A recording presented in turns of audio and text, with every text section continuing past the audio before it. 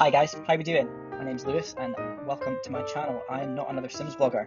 I'm going to warn you now, I talk fast, so if you haven't had a coffee or something that's going to help you keep up with me, then you've been warned. Now's the time to go get one. I have been playing The Sims since 2001 when I was 11. I actually picked up the game in back when Virgin used to have their own media shops. I think they were called Virgin Media as well, or Virgin Music or something. I can't remember. But I remember my dad saying to me that he would take me computer game shopping, and I remember being in the Virgin shop and I picked up The Sims in October that year and looked at it and thought, that looks interesting. And then I saw that it was made by the creator of SimCity, and my previous experience of SimCity, to be honest with you, I'd always been pretty shite at it. I could never keep my city going for very long. It would always go bankrupt eventually, one way or another. And to be perfectly honest with you, that actually put me off. So I've been dithering about what the first video on my channel was going to be. I've got lots of ideas and there's a lot of things that are currently in the making. The great thing about me is that although I am an IT professional and spend all day, every day working with a computer, kind of game streaming and making YouTube videos and stuff is all completely new to me. It's been a lot to learn in a really short space of time, and there's been a lot of challenges to overcome. The one that I'm facing at the moment is that although I know that the audio on this is going to sound alright because I'm just recording it on my phone, the audio that I have had when I have tried to do proper streams and things where I appear on camera in OBS has been quite difficult, and the audio for it has been really tinny and electronic, and I can't figure out why. So if this is the first video that I have posted on my channel and you can't actually see who I am yet, don't worry, I am coming. It's just going to be a case of waiting to find out exactly what it is that I've done wrong or what I need to change in OBS, so that the setup that I have at the moment, which is very limited, I don't have all the kit that I need. I've definitely cobbled it all together. I've got a new computer, which is kind of the main part of it, but I will be using my iPhone to record the videos, and at the moment I'm talking to you through my AirPods, which I think may or may not be part of the problem. I'm not overly sure yet. But anyway, that's that. Back to The Sims. So I saw the game in 2000 and I didn't pick it up, or I didn't get it then, but a few months later I went to my mate's house and I walked in the door and he went, "Oh my god, you've got to come with me, I've got this amazing new computer game we're going to play today, it's called The Sims." And I went, "Oh my god, this game is chasing me, what's going on?" So that was my first introduction to it, and to say that that was when the obsession started would be an understatement, because I became fixated on this game. I was just fascinated by the whole premise of it. I even remember to this day what my first family was. We just made me as a kid by myself and we put me in the house, and the whole aim of it was basically just to have this kid swanning about in this house with all this stuff, because obviously we built it as luxuriously as you could in The Sims 1. It wasn't that luxurious in comparison to what you can do now. Tacky would be definitely the word for it. But we just had this kid with no parental supervision skiving school every day and faffing about in this house. That was the whole point of the game, and I came away from his house and I thought, I've got to get this game. So I got it for my 11th birthday. I had a really unhealthy obsession with it from then onwards. The first expansion pack I got for the game was later on that year. I got Living It Up.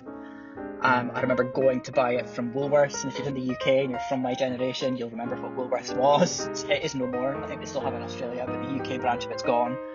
And I remember going to the counter with it, and the girl behind the counter turned to my mum and saying, "Yeah, you've got to be 15 to buy that." And I just remember thinking, oh no, I'm not going to get to have this expansion pack. And of course, anybody that's played The Sims from that far back remembers that the whole point of having Living It Up was because you got the vibrating bed with it and all this kind of thing. And I'm like, I'm not going to get this expansion pack for the game, and I really want it, because I was starting to get to the point where, you know, the base game itself, and it's the same with every Sims game, the base game does get boring quite quickly. So, you know what, I did eventually. My mum and dad gave in and they let me have it and all this sort of thing, and it continued, and then I think I got The Sims on holiday after that.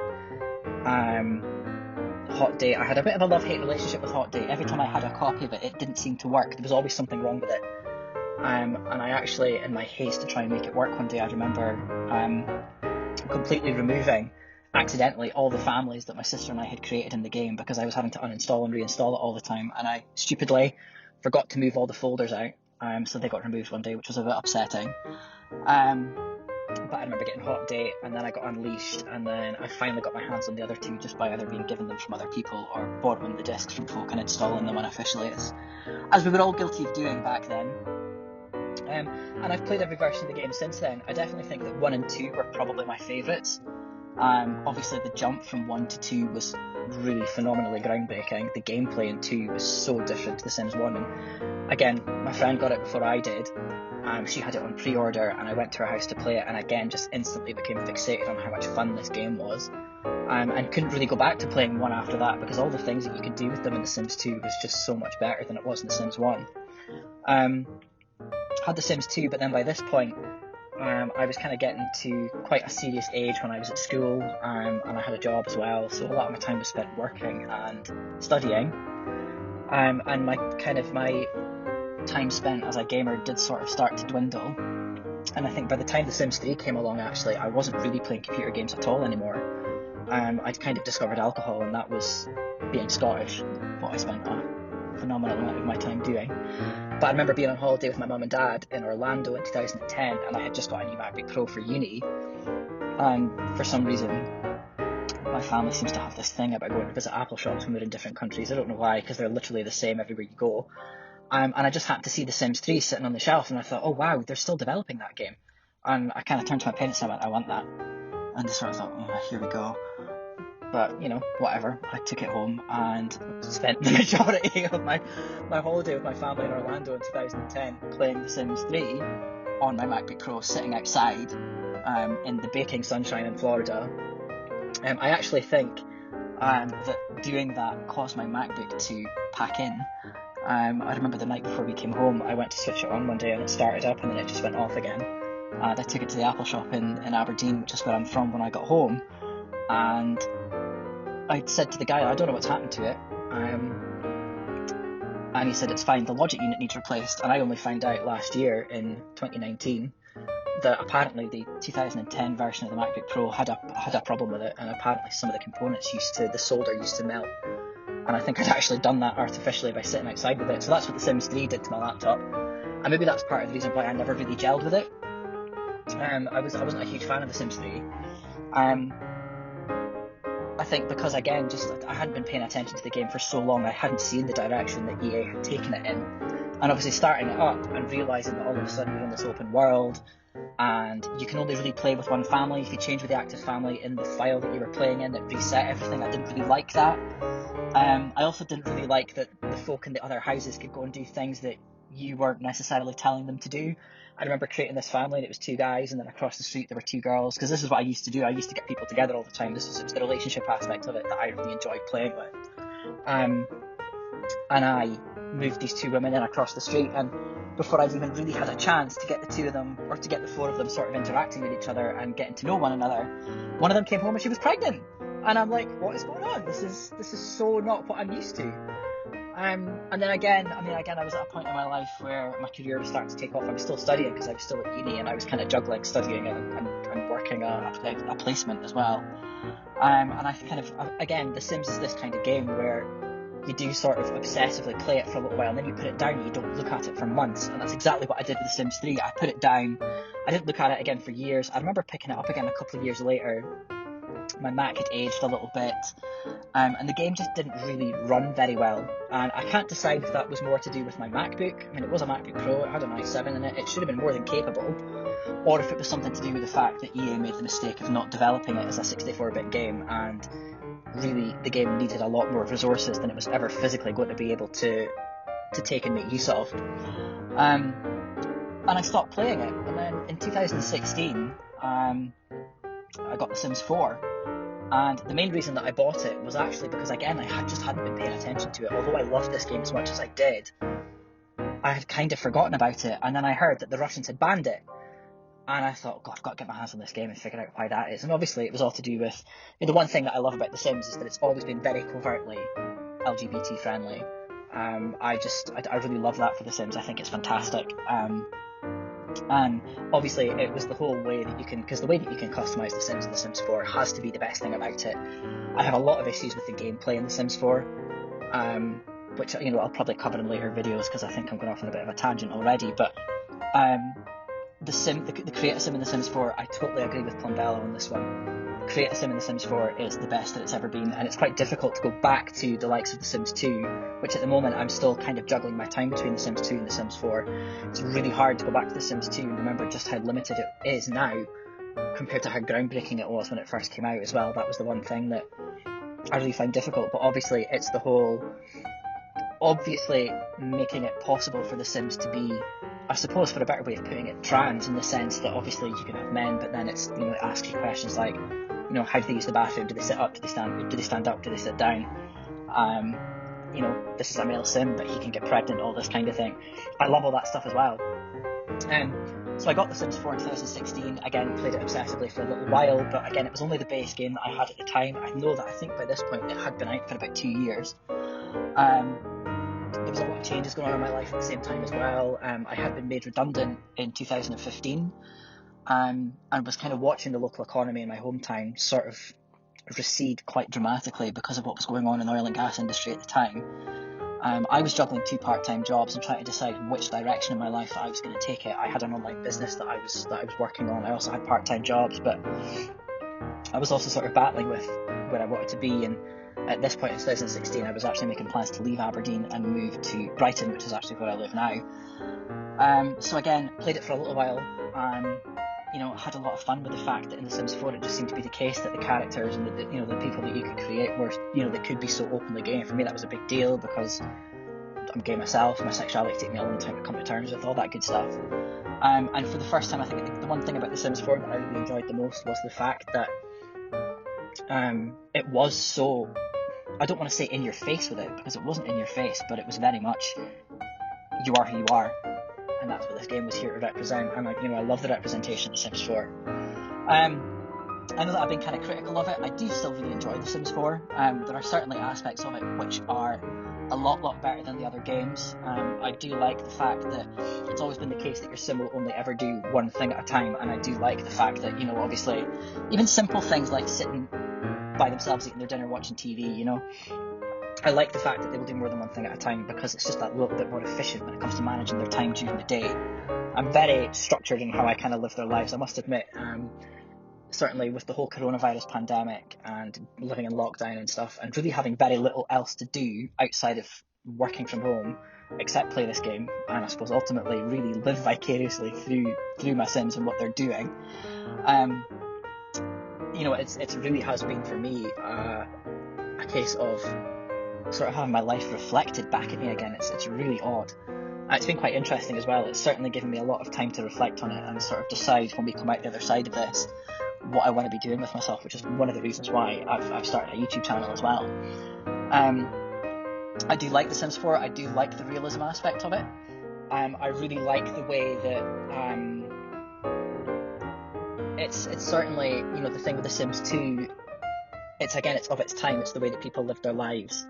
Then The Sims 4 is very representative of the way that people live their lives now, and trends in things like what people are doing career-wise, all this sort of thing. I love all the freelance stuff that you can do in The Sims 2. I have an awful lot of fun with that.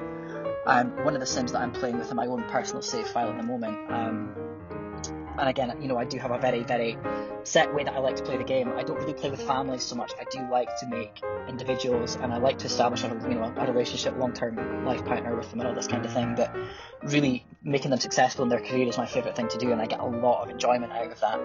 And one of the things that I really like about The Sims 4 is that obviously you can do that out with the kind of 9-to-5 thing, which is a real draw for me in my own life as well. But I made this sim, and again, they're all the same. All my Sims are always really nice people, and they always get on with people, and I try to make them have as many friends as possible. And I created this character to kind of be a break from the old routine, if you like. And I created him, and he was so polar opposite. He was mean, he's nasty, he's self-absorbed, all this kind of thing. Kind of, I suppose, in a way, the bio that I created for the sim is that he's kind of like another Perez Hilton almost. And he works as a social media influencer because he's just that obnoxious kind of person. And he's ended up unintentionally becoming the richest sim that I have in the game, because alongside his day job, which is the social media influencer career, which I think comes with Get Famous, I'm not sure.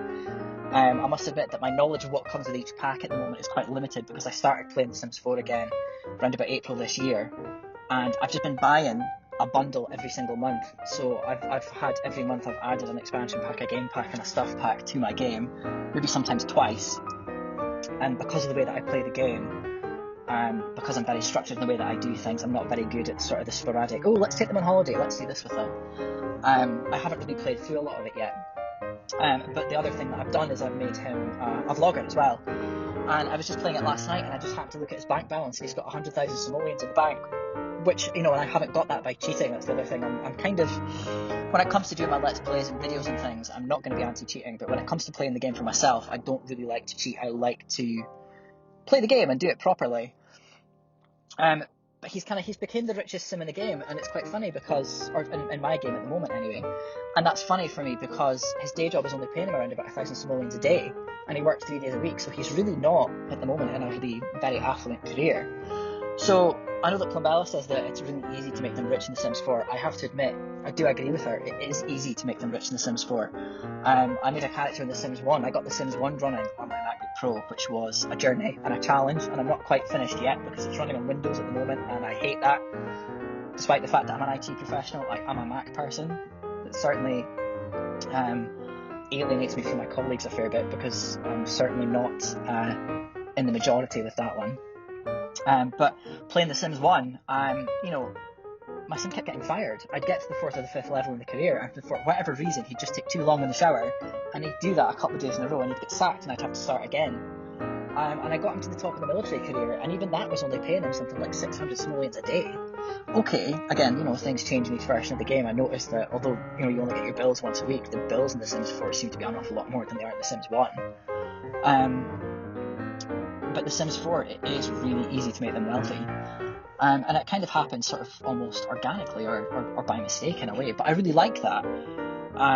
Because, again, it sort of plays on the whole, there's more than one way to kind of skin the cat and how you want to live your life. And I really like the way that The Sims 4 kind of enables you to do that.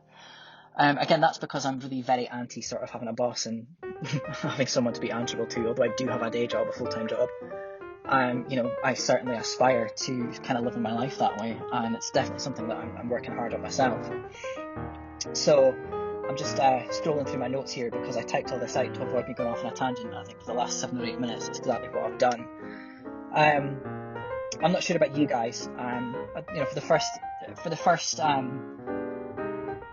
speed build that I decided to do, I thought I would take on, instead of just building a house, I wanted to do something that was challenging. I had very recently bought Tiny Living, which I think a lot of people certainly had things to say about it. I like some of the stuff that comes with Tiny Living. Again, it's definitely true that The Sims 4 is 100% a millennial simulator, and that is so obvious when it comes to some of the furniture and the accessories and things that you can purchase for their houses now. They've definitely marketed this game to the people who grew up with it. It's kind of where I think that the Sims team were aiming this one at.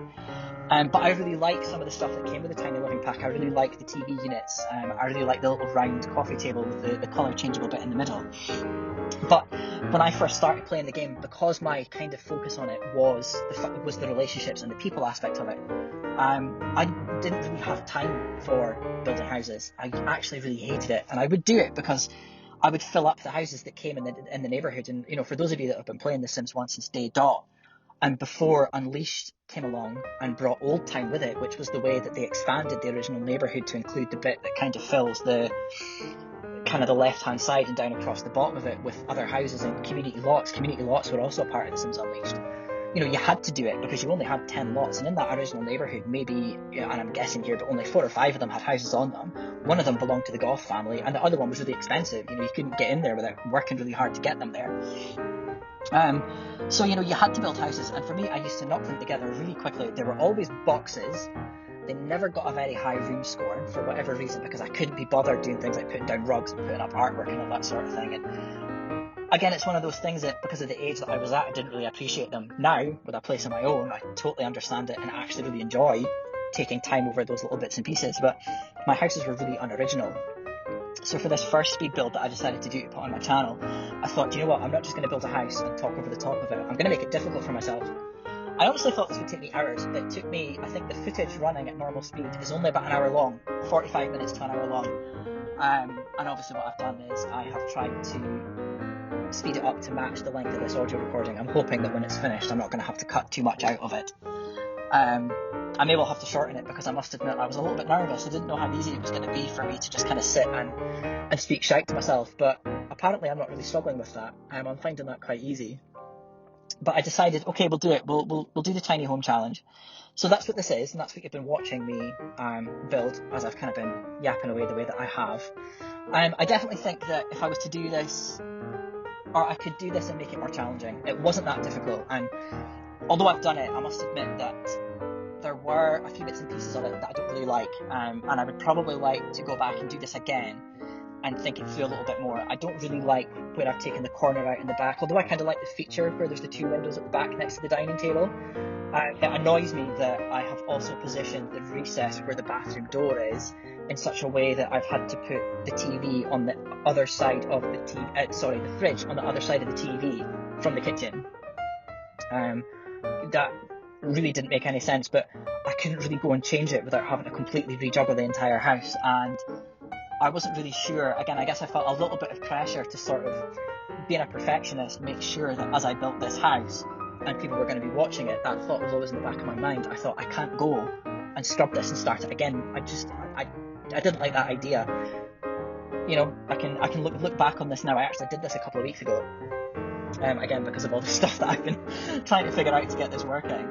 It's taken me a little while to kind of marry the two up, and also to kind of find myself in a position. You know, I have had to take myself out of my house, and I'm nearly 100 miles away from it at the moment. I'm sitting up in the mountains in Aviemore, sitting in my car with my computer.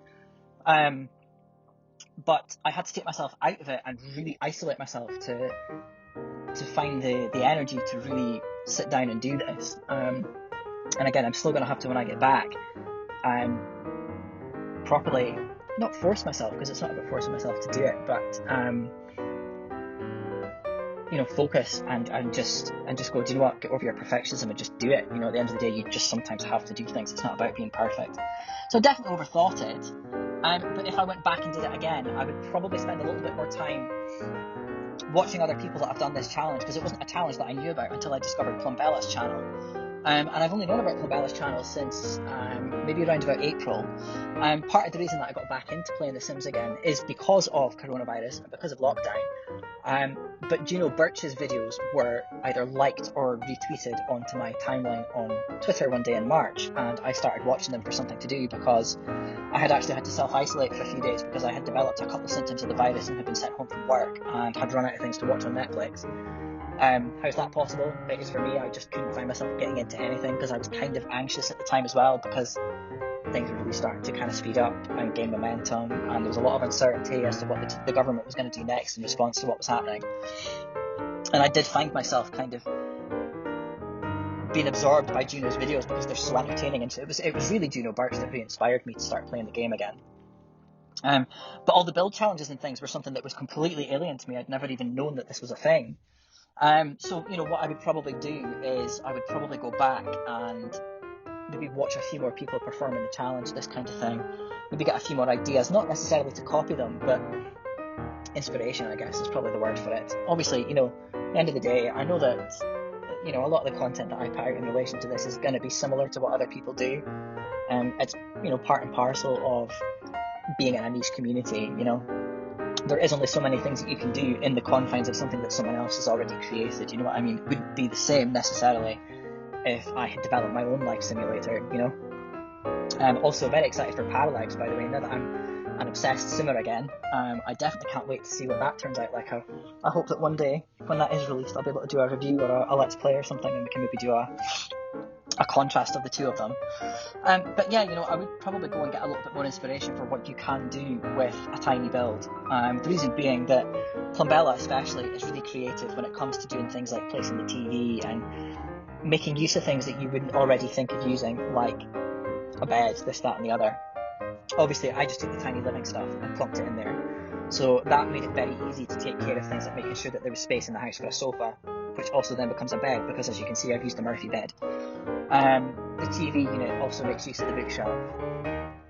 This house is not being designed for entertaining, so, you know, I only have to make sure that there was space for two, you know, for a dining table with two chairs, which is why the corner where I've put it with the two floor-to-ceiling windows in the corner works, I think, certainly quite well. And you will actually notice at the end of the video I do go back and make a few finishing touches to it, like putting in a rug and this kind of thing.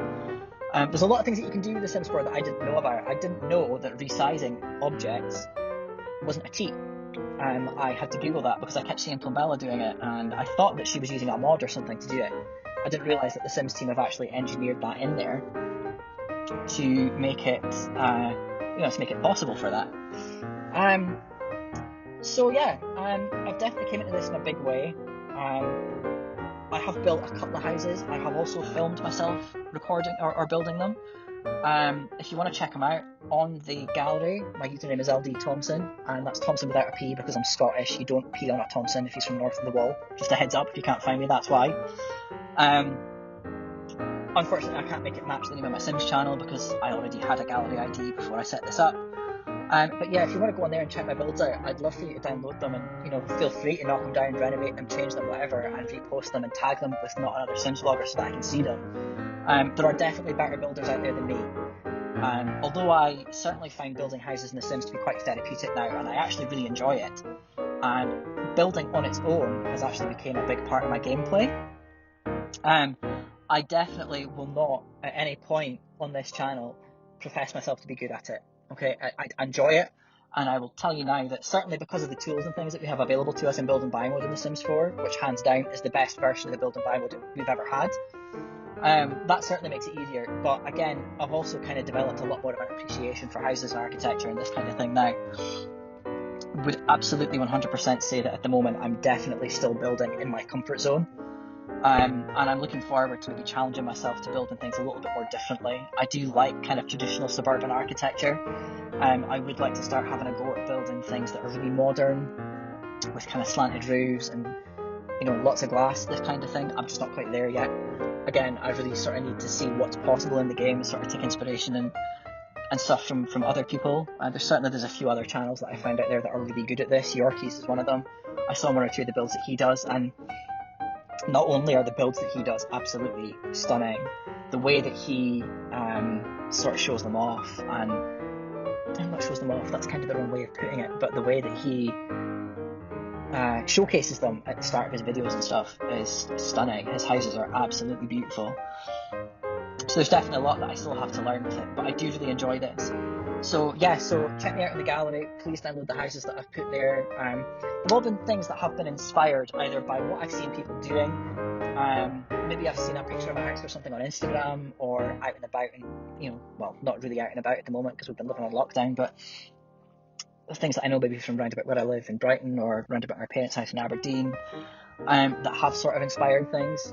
There is one house that I've built that I've seen as a picture on Instagram, and I kind of built it as this sort of squirreled away little, almost mountain-like retreat.